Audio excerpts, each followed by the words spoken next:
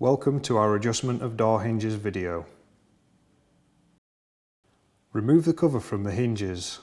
This can be a difficult procedure. Add masking tape to the hinge cover to prevent it from falling off. Remove the grub screw with a 3mm Allen key. Tap a palette knife against the back of the hinge cover.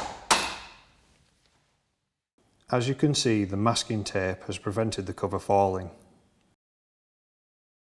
The hinges are 3D hinges and can be adjusted in a number of directions.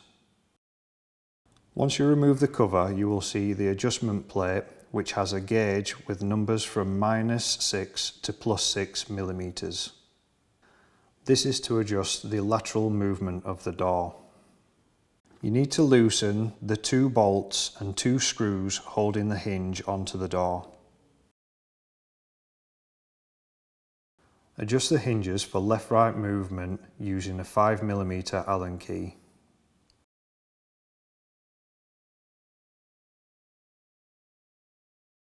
Adjust the hinges for the up-down movement using a 5mm Allen key.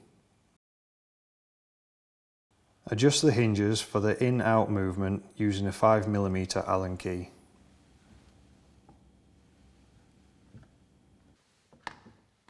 Then a question of trial and error to get the door aligned as you would like.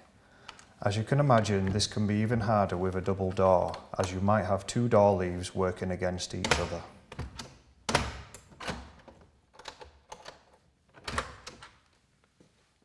Once you are happy with the position of the door, you then do the whole procedure in reverse.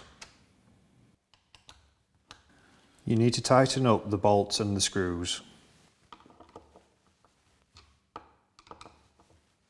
You need to replace the hinge covers.